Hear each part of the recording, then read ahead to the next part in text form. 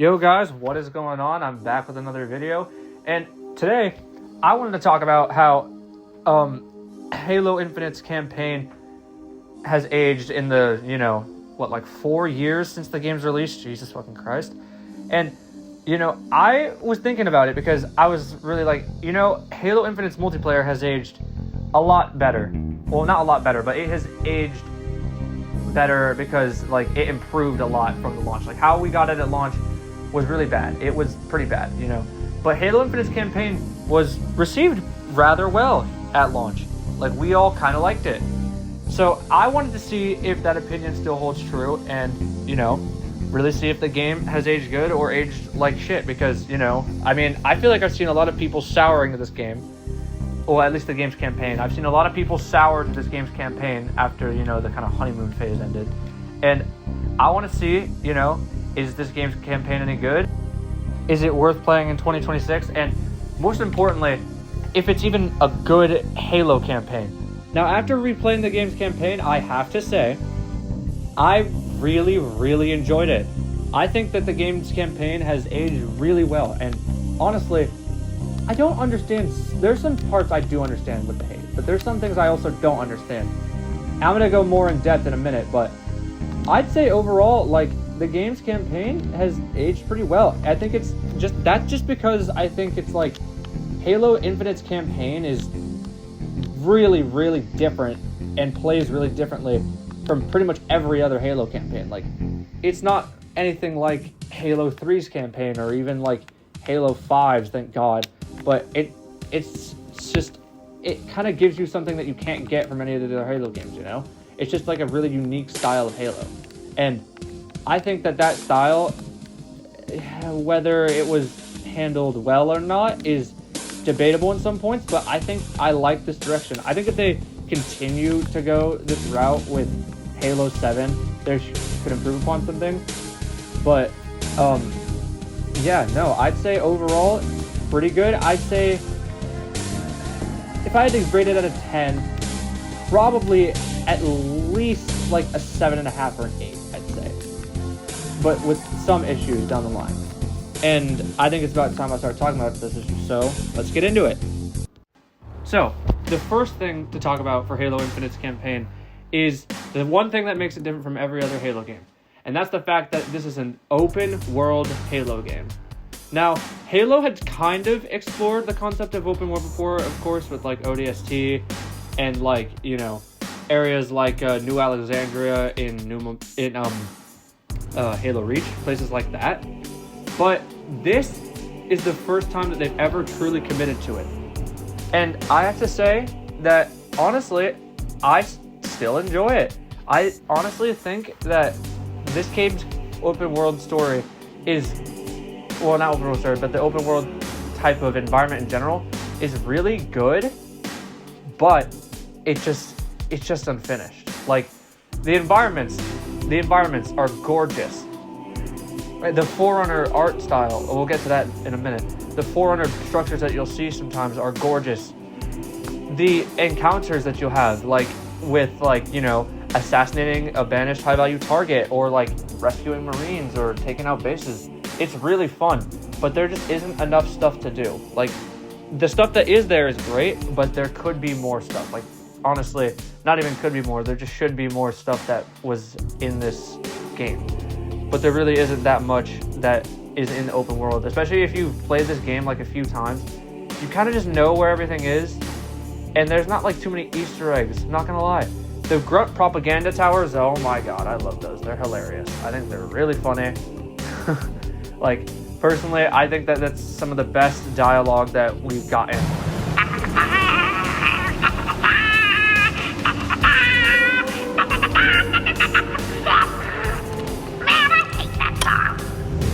And I also think as far as this game's environments go, the Pacific Northwest kind of environment that it has going on, it's I already said before, it's really beautiful, but there really is the lack of biomes when you replay this game, especially when I play it after playing some of Halo Infinite's Forge missions. It really, really hurts that there's just no snow. There's not snow, there's not deserts. there's not like any of these type of like stone architecture environments that you get from like Delta Halo and Halo 2. Like there just isn't that much variation throughout the world, and it kind of just all looks the same, you know what I mean? Like it's not bad, what's there is great, it just kind of sucks. And there's no weather, there's no inclement weather at all, no rain, no storms, no lightning, like at all. It kind of sucks, I'm not gonna lie. That could have been one of the coolest things to add to the game, but it just wasn't in the game. So I mean, I guess just judging what's there is pretty good. I think that this has held up pretty well. I've seen a lot of people sour to the open world part of this game in particular, saying that it just isn't big enough or it's unfinished. And yeah, they're right. I hope that if Halo does this open world thing, they really can actually do everything they want to do with it and keep stuff there, because like you can tell that a lot of stuff is just cut. Like you can tell that there's just an amount of cut content. Like I remember learning about how the game was supposed to have like dungeons or whatever. Like imagine finding like underground Forerunner facilities or something in this game, or just shit that's just completely hidden. I don't really like how everything's kind of revealed by your attack map. It just kind of sucks, I'm not gonna lie.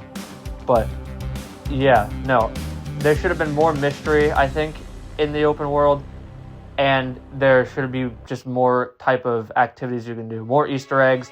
That's just kind of what I want to see from the next open world that we get from Halo. I think that's what I want to see. All right, now, next thing to talk about is Halo Infinite campaign gameplay. And honestly, I think this is probably the part that has aged the best about Halo Infinite's campaign. Because, I mean, you know, it's pretty similar to multiplayer's, but Halo Infinite campaign's gameplay is, as I've said before, the best modernized version of Halo's movement, I think, that we've ever gotten. It's the best, by far. Best version of Sprint that we've gotten. I don't know if there's as much to say about the gameplay as there are some other areas. I will say the one thing that has aged really badly about the gameplay is the fucking upgrade system. The upgrade system in this game is not good. It's not very good, and it kind of makes it so you're way too powerful, especially on lower difficulties. Like if you play on normal, you have a really bad power imbalance between you and most of the enemies, and the enemies all can't use equipment. There's not a single equipment they can use, so you're the only one who can use it. So you pretty much just have Halo 5 Spartan abilities just fucking going around the campaign. So it kind of makes certain encounters way too easy, and I think that is something we got to fix. I remember in the book Rubicon, or not Rubicon Protocol, it was Edge of Dawn. Chief gives up his grapple hook and his other equipment, so that's good, because that's a sign that we're going to be kind of going back to just being able to be a regular Spartan, and we won't be as powerful, so we'll have to get new equipment or something. But I'm glad that they did that, because oh geez, imagine starting up Halo 7 with all that equipment you looked up, with the fucking active camo thrust, the grapple hook that like has that super punch thing. Like, oh my god, it'd be insane. But yeah, no, I think that is the part of the gameplay that's aged the worst, if you ask me. That's the part that's aged the worst. That, and maybe some parts of the level design. Now, the open world level design is really great. It's really good, but the linear levels, specifically the Forerunner levels, well, I guess not Forerunner levels, but any level that's set in a Forerunner facility, not good level design. It's so not interesting. Like, there is literally parts in the game where they're just repeated copy and pasted rooms. Like, there's this part in, I believe it's the level Repository, and in that level, you literally have to go and get 2 power seeds, and they're both in just duplicate rooms with different enemies. Literally, it's like you're just going room to room and killing more people. Like, well, I guess not people, aliens, but you know what I'm saying? Like, yeah, it's really repetitive. Like, it's just not good design. I'd never really noticed it while playing before when I was younger, but this is not good. We gotta fix this. Like, we gotta have more variety in these rooms. Like, am I that annoyed by it? Like, no, it isn't that big of a deal, but like it really kind of bothers me. Something that I had thought of actually just now that I should have said earlier in the open world segment of the video is that the open world kind of doesn't really change at all. Like throughout the game, like yeah, it does a little bit kind of feel like the Banished are weaker, but it doesn't really feel like they've changed, you know? The only thing that makes the open world feel like it changes in any way is actually the Grunt Propaganda Tower dialogue. That's the only thing that makes the open world feel like it changes, but otherwise, I feel like it doesn't change that much. Anyway, back to that topic of encounter design. Yeah, no, I think other Halo levels, especially like even the Halo Infinite's Forge levels, like I think that they did a way better job designing some of these encounters. And also, another thing that bothers me about this game, the Marines can't drive vehicles. I understand that the world was super big, so it was probably like they had to cut that out, or it was too hard to get them to navigate the open world. But man, this fucking sucks. It really does suck that they can't drive vehicles. This is something they've been able to do since like Halo 2. So it really sucks that it's kind of removed, and there's not really any Marine-focused missions. Like, there really isn't. The only missions that really have them are just these fucking side missions, and they don't have any narrative presence at all, so it really, really sucks. But let's get on a positive note and talk about something that has aged really well. How fun everything is to fight. Man, oh my god, these enemies are so fun to fight. I never get tired of killing any of these enemies. In particular, the grunts. Honestly, I think one thing that makes this game's enemy design so great is the fact that they will literally talk non-stop. Like, all the Banished will just keep on talking, and I love listening to the combat dialogue. It can be really funny sometimes, or it'll just be interesting. Like, sometimes it'll just be like, you know, you'll be near brutes, and they'll be like, maybe a brute will talk about Escharum or something, or maybe like some grunts will talk about like how they don't want to go kill you after you kill Tremonius or something. Like, it's really, I think, probably the best part of this game. I think that in terms of fun factor, this is the best we've gotten since like maybe Combat Evolved or Halo 3. Like, I have the most fun taking out the AI in this game, and I think it's great. The designs are great. The only enemy I don't really like fighting is the Skimmers. The Skimmers have aged really poorly, especially when I go back and play the classic games and go against the drones. I always thought the drones were annoying, but I would have much rather had them than have the Skimmers. The Skimmers are just like more boring drones, if you ask me. But, I mean, they look cool. I'll give them that. They do look really cool. A little subsection of, I guess, enemy type that we have in this game is the various, like, mini-bosses. Like, for example, like Okro Vagadoon. Like, mini-bosses like him, or, like, Inca Saham. Those types of fucking enemies that we have that are just, like, mini-bosses or high-value targets, I loved those. Those are really fun. I thought those are some of the best parts of the game's open world, at least. I think those are some of the best parts. The boss fights themselves, like, some of them have aged better than others. Like, okay, Tremonius is, like, kind of just like a jump pack brute that's slightly tough, but I think that it's good that it's like, when you find the right weapons or you find a strategy, it's really, really easy to defeat some of these bosses. I think that that's the best thing about the bosses that I would say. Also, the bosses' themings are all pretty good. Like, my favorite boss, like, well, at least my favorite lead-up. No, not my favorite lead-up. Just my favorite boss. He is probably my favorite. Chaklock, I mean. Chaklock is probably my favorite. Just because that massive red hologram that appears, that's, like, really menacing. I really love that at the bottom of the tower. I think that's one of the coolest parts of the game. Genuinely, I think that's one of the coolest parts. But, no, I think also that the boss fight, Hyperius and Tavares, this boss fight is not fun on any difficulty higher than normal. This boss fight sucks. There's not even, like, there's no build up to it or anything. Like, it's not a good boss fight. It could have been a really good boss fight, but it sucked. Yeah, I'm not gonna lie. This boss fight has aged the worst. Alright, the next thing I want to talk about in regards to how Halo Infinite has aged is the game's sandbox. Now, this game's sandbox is interesting. Now, okay, so in the 4 years of Halo Infinite's development, well, not development, and I guess it's post-launch development. It has received some weapons updates and some equipment updates. Halo Infinite's campaign has received 0 of these, and that's because the support for the campaign got dropped, which really sucks because like all these things got added to it, and just because of that, they'll never be added to the campaign. That really sucks, but it is what it is, I guess. So we're gonna have to judge what's there, and I'm gonna start off with some of the returning weapons from other Halo games, and then I'm gonna go into the new weapons that were added. I might do another video about Halo Infinite's multiplayer where I talk about some of the new sandbox editions, but who knows. Alright, now let's get into the sandbox. So you can tell clearly, I think, when you're playing Halo Infinite or when you go and play the multiplayer after playing the campaign. You can clearly tell when playing this game that the multiplayer team is the one who designed the sandbox.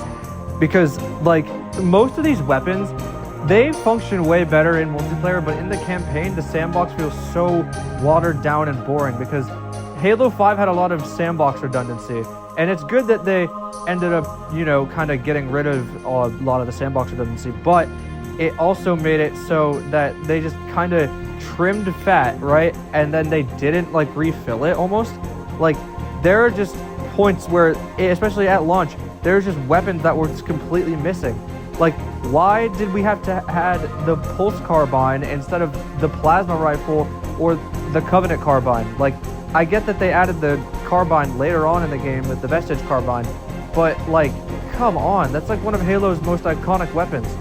And especially the plasma rifle, it's like definitely up there as one of Halo's most iconic weapons. And I don't understand how it's been sidelined for really more boring versions of it, like the fucking storm rifle. Name one person who actually prefers the storm rifle to the plasma rifle. I don't think anyone prefers this fucking thing to this. Like, that's just not a thing that I think people are interested in, I'm gonna be honest. But like, on top of that, they decided to get rid of the Magnum and the classic shotgun and replace them with the Bulldog and the Sidekick. Now, the Sidekick doesn't really function like any version of the Magnum, so I'm fine with it. But what I don't understand, especially with the Bulldog, is that they replaced these two weapons, right? They replaced these, like, kind of the sidearm, and they replaced the shotgun, which was, I guess, a heavy arm. They replaced them with weapons that don't even fill those old niches. They kind of made their own new niches in the sandbox. So, like, the role that the Bulldog fills is completely different than the role that the classic shotgun used to fill as, like, kind of a power weapon. So, like, I don't understand why maybe they couldn't have been in the game at the same time. Or, hell, why couldn't you have just kind of had it be like this, where the M6D was the special Magnum variant for Super Fiesta or something? Like, that doesn't really make that much sense because, like, functionally, they're completely different weapons. Like, I don't know. It just seems a little weird to me. And also, like, their designs are just boring, I feel, in comparison to the classic designs. Like, the classic designs, I feel, were better. Like, actually take a minute and think back to Halo 3 and tell me that the Halo 3 shotgun design is not superior to the Bulldog. Like, just tell me that it isn't. I honestly feel like you can't tell me that it's not superior, but, like, also, another problem that we have with the sandbox is these fucking shock weapons. Now, okay, I like the shock rifle, right? Don't get me wrong, I like it. It's cool, but the fucking Disruptor, my god, is this the most fucking useless weapon ever? Holy shit. Like, I would never pick this thing up in multiplayer. The only thing that it does is EMPs vehicles, which I don't think the plasma rifle does anymore. Not plasma rifle, plasma pistol. But the unbound plasma pistol does, so I don't really understand that either, but whatever. So, they kind of replaced the quirk of the plasma pistol with this weapon, which doesn't even have as cool of a design, and also is like 3 times as useless as a plasma pistol. So it's like they replaced a useful weapon mechanic on a different weapon with a shitty weapon mechanic, and I don't understand why they did that.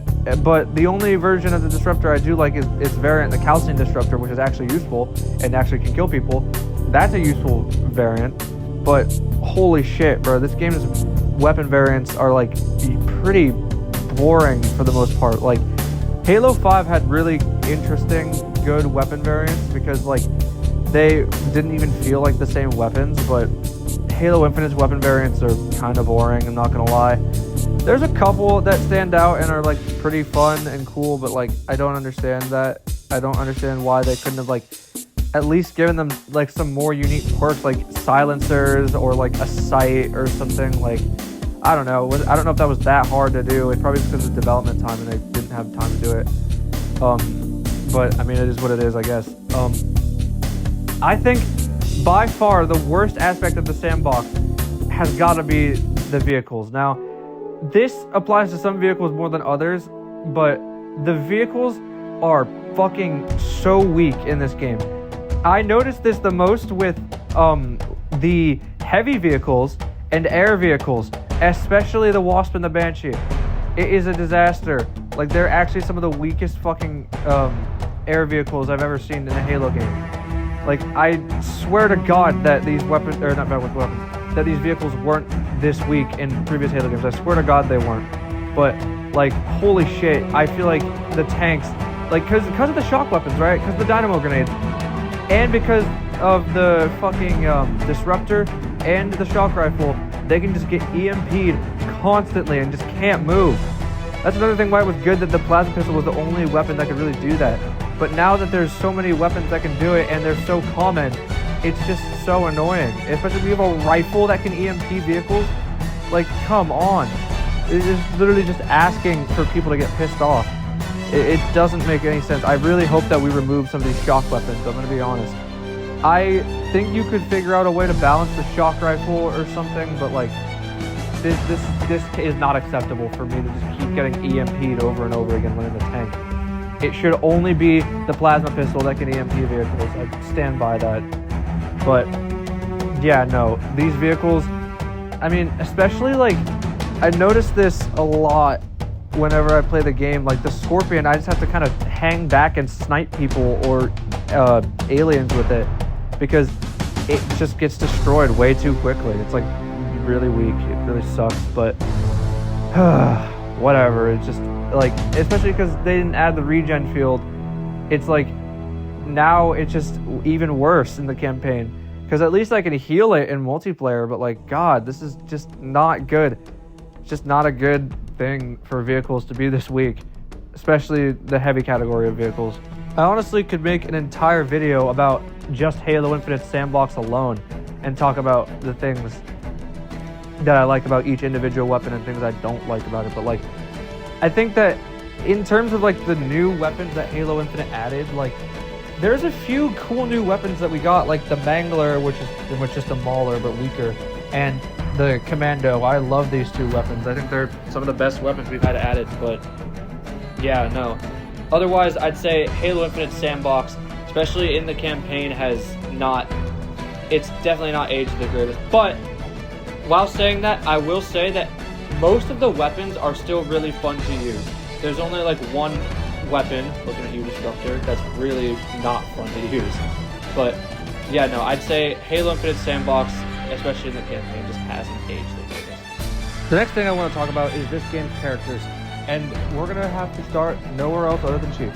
Now, Master Chief in this game is characterized extremely well.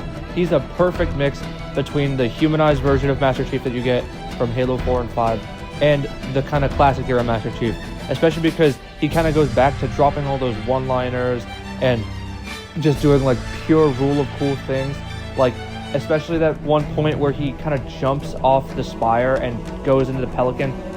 Man, that's probably one of my favorite 343 cutscenes. That and the starting cutscene with, I think it's on Warship Gabrakan, where Chief hops into space with the pistol that has one bullet and he's like, I told you. It's enough.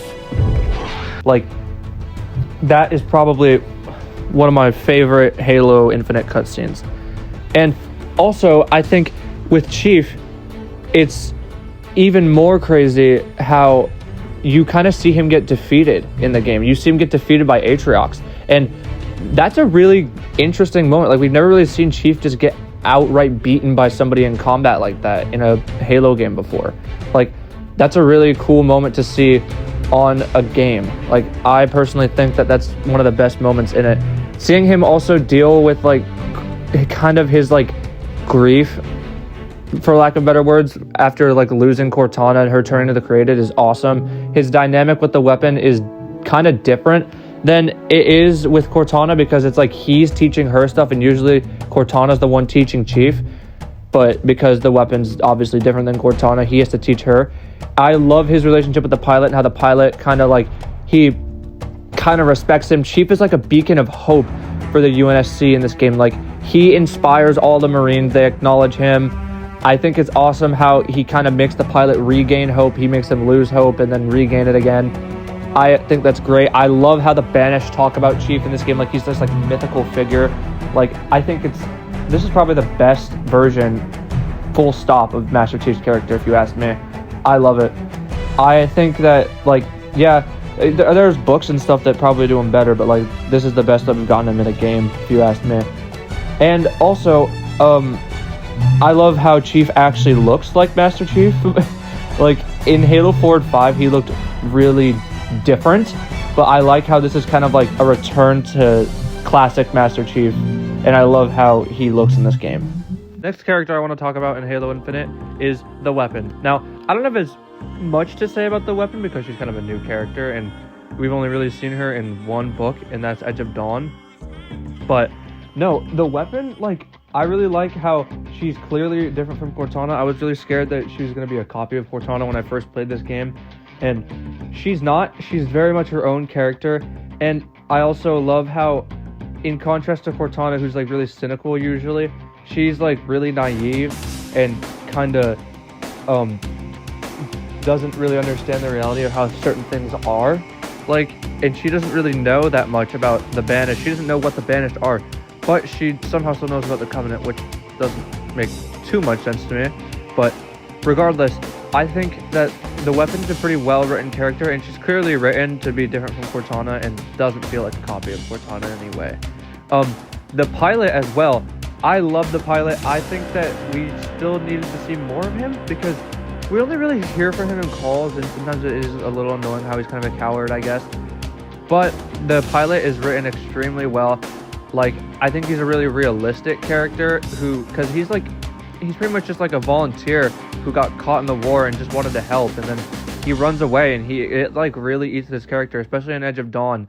If you read about it, like, it really eats at him, like, it really bothers him, and I kind of wish we saw more of his depth.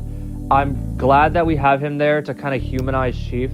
I think that's awesome. I do kind of wish that we had, like, a comedic relief character again, like Johnson from the classic games, but I think that these two characters, especially because at first, like, the pilot, you know, he's kind of scared of her, but, like, he gets more comfortable around her, and it's like the dynamic between these two, the weapon and the pilot, gets better throughout the game.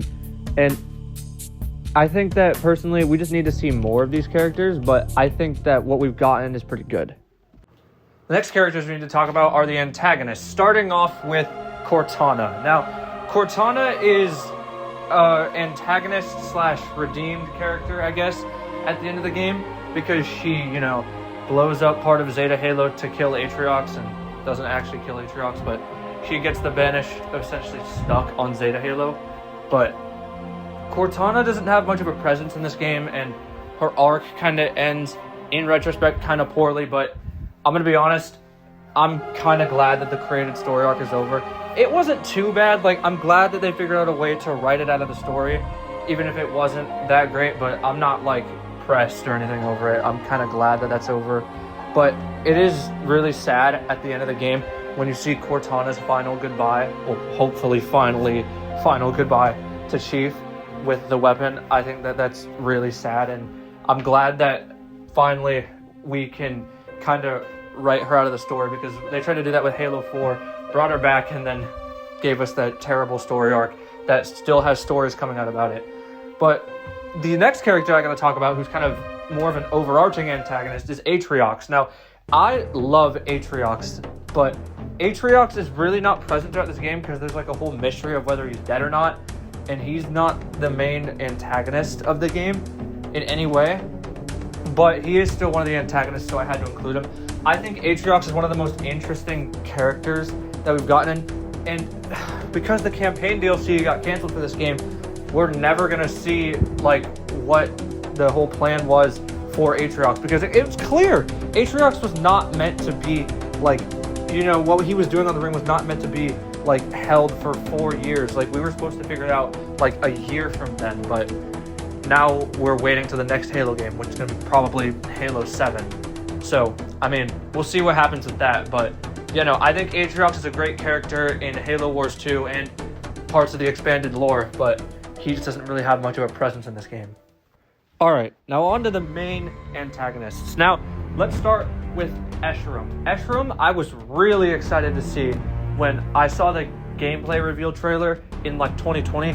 I was really excited to see this guy. I was like, oh man, dude, we're gonna fucking go against this guy. It's gonna be awesome. Like, the way he taunted Chief and like said that he was gonna beat him in a fight pretty much, I thought that was awesome.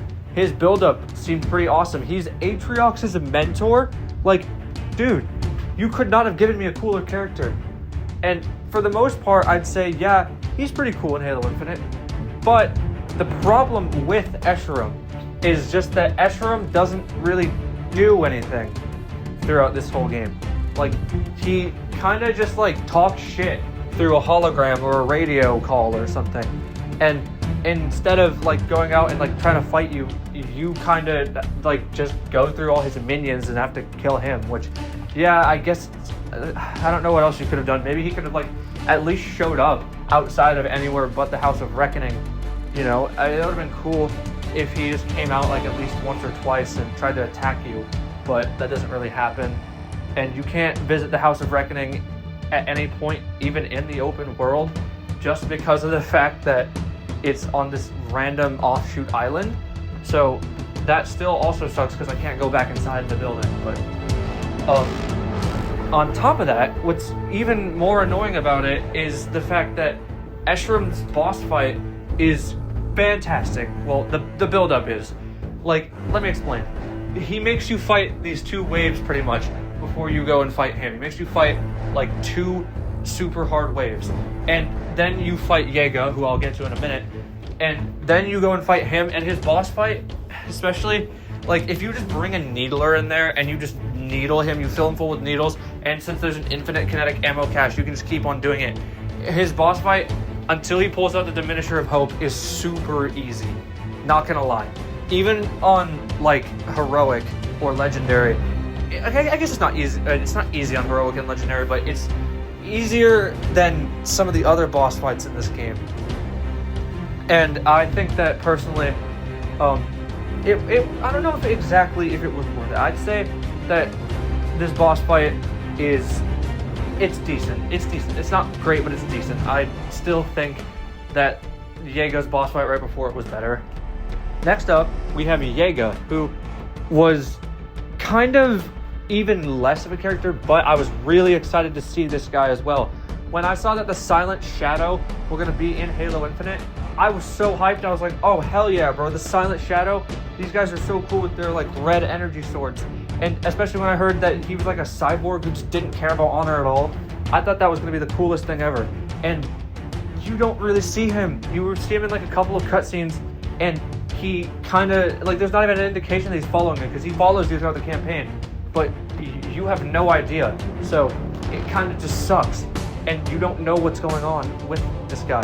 And his boss fight is really, really good. I love his boss fight, but it is incredibly easy the more you do it. Like, the more I do it, the easier this boss fight is. And on top of that, like, I am kind of, like, annoyed that we didn't really get to see him, like, kill any Spartans. Like, we hear about it, and we see some dead bodies, and we see his aftermath, but we don't see him do it. Like, we don't see him killing Griffin. Griffin dies, like, because of Chaklock's torture. We don't see any of that happen in this game, which kind of sucks. I wish they did a little bit more of show and don't tell, I think, with Yeager is what it is. But I'm really excited to see where they take this guy, especially since we found out that he survived Halo Infinite, and he's going to be probably in Halo 7 because he was in Edge of Dawn. So he's, I think, the de facto leader of the Banished now, which, yeah, like I just said, it's got me pretty excited. So, I mean, I guess overall, yeah, Yeager's character, not great, but I'm really excited to see where they take him. The last character I have to talk about is the Harbinger. And the Harbinger is kind of the same for me as she was at launch because of just how little we actually know about her. Yeah, sure, we got some expanded lore on her and the Endless as well in Edge of Dawn, but, you know, we don't really see enough of her in the campaign. I feel the same way about the Didact. Like in Halo 4, we just never really see that much of her. We don't get that much depth on her in this game.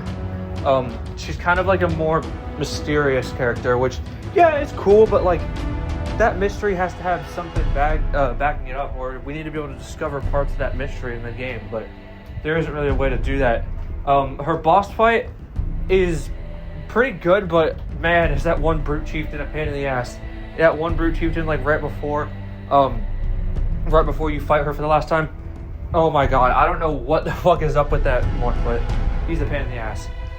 I kind of wish we didn't have to kill her, because I feel like there was still, like, more we could have learned about her. I feel like she was such an important character, and I didn't think she needed to get killed off yet. But, yeah, like, I'd say she's probably the character I've actually had the least changes in my mind about, just because, like, we need more expanding on her and the Endless in general. I will say I am excited to see them in Halo 7 reveal how the Endless tie to the Precursors and the Flood, because we just got it revealed pretty much that they're made from that same dust that the Flood are made out of in the Halo books. So I am excited to see those ties and also see how and why, or I guess more of why the Forerunners imprisoned them on Zeta Halo. The last thing we're going to talk about is this game's story. Now, some issues I had with this game's story that I didn't quite have at launch would probably have to be the fact that the game just kind of really wastes Zeta Halo's potential. I'm not gonna lie. Like, there's almost no references to anything to do with, like, the Forerunner trilogy or the Flood. Yeah, I guess the Flood get mentioned once by Cortana, but that's it. There's literally no type of lore tying this back to any of the older Halo universe. The lore that is there is just completely new. It just creates new lore instead of what's already there. And this is probably the most detailed Halo ring, and you could set this literally anywhere and you have no idea. It could just be any Halo ring. And it really sucks because there's just so much potential, and I don't think that any of the creators are really able to do this and realize what could have been. I also feel like this story is partially made a little bit worse by the fact that the campaign DLC got canceled. And that's just because of the ending, where it's clearly meant to be picked up on like a year after the launch, right? But because it got canceled, it just has not been resolved. And it's really annoying. It really bothers me. And the ideas they had for campaign DLC just pretty much got concluded in this book. And I really can't believe that happened. It's absolutely disappointing. I'm getting some positives though. I really love the Banished as a faction, and I love the fact that we got the Banished fleshed out, and I think this is honestly a better idea than just having another Covenant remnant, because they're so different to the Covenant. In hindsight though, I will say in this game it kind of just feels like the Banished in this game feel like the Covenant but red, you know what I mean? Like, because they don't really explain why they hate humanity other than the fact that, you know, Cortana destroyed Doisac, but I feel like that reasoning doesn't make that much sense, I feel, from the Banished. Especially because we find out that there are still humans in the Banished, so this is even weirder to me. I do also believe that it was kind of a mistake to make the character cast so small, just because, like, there were so many characters that were on the Infinity, but these characters don't make any type of appearance in this game. Like, Locke just makes an appearance as, you know, the fucking shoulder piece on Hyperion's shoulder, which we'll get to in a minute. But it doesn't make any sense how so many of these characters just get their fates completely unresolved. Like Alpha 9, Blue Team, Halsey, Palmer, Lasky. We, to this day, years later, still have no idea what was happening to them or where they even went after the Infinity went down. And we don't even know what happened to the Infinity. So for all we know, the Infinity is just like cruising somewhere around the ring. And it's even made worse already, like I had just said earlier, about that fucking gap. So now we're just sitting in limbo, pretty much just waiting for these characters' fates to be revealed. I think the biggest wasted potential for characters, though, was probably the Hand of Aatrox, especially since we don't see that many of them. Like, we really only see Hyperius and Tavares in something that isn't a cutscene. We just see Hyperius just, like, in his chopper chilling, and then we see Tavares just kind of drop down. But we really only get solid backgrounds on Eshram and Yeager in this game. And that really sucks because the Hand of Aatrox is such a cool concept, and we just never really got any expanding on them, and that really kind of sucks. I think also with this story's missions, like, you kind of just don't have anything that's comparable to any of the classic cutscenes or anything like that, especially since they're all filmed in one-take format in Halo Infinite. They're all filmed that way, and there's not that much that happens other than just like personal stuff between Chief and the weapon or the pilot. Like, you don't get anything that's similar to like Truth getting killed by the Arbiter. You don't get anything similar to that in this game. You just really missed kind of potential. I think that if Halo's gonna have one-take cutscenes again, they shouldn't be all of the cutscenes. You know what I mean? Like, they're cool when they're there. I think they did a great job at showing like emotion or like showing like certain characters interact. I think they did a great job with that. But I also think that we gotta mix up the style and have more action-based cutscenes, because I think it really helps give levels the identity, if that makes sense. Like, you attach an identity with certain cutscenes in their levels, I think. I hope that with the next Halo game, they expand on the members of the Banished more, especially since the characters that we have are super cool. And I think I also hope that they can fix some of the issues that the open world brought, especially with, like, you know, AI, like the Marines not being able to drive, or like some of the missions not being as memorable. I really hope that they can fix some of those issues, and I think that Halo 7 is going to be awesome. So, to answer the question, does Halo Infinite's campaign hold up in 2026?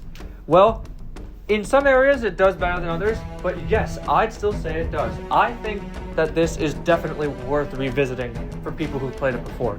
And I also think, you know, for anyone who maybe didn't play it at launch, you should play Infinite's campaign. Anyone who plays Halo Infinite should definitely give this campaign a go, because there's a certain itch that only Infinite's campaign can kind of scratch, because it does something so different, and it's a great experience, I think, overall. Yeah, there are some parts that aren't great, but I think everyone should play Halo Infinite. I honestly think Halo Infinite's campaign is by far best 343/Halo Studios campaign yet. And since now, you know, it's been reorganized and everything, I really hope that all the dreams that they had with Infinite can kind of be realized in the next Halo game. And with that said, I'm going to round this video out here. This is a fucking long one. I'll see you guys later. Goodbye.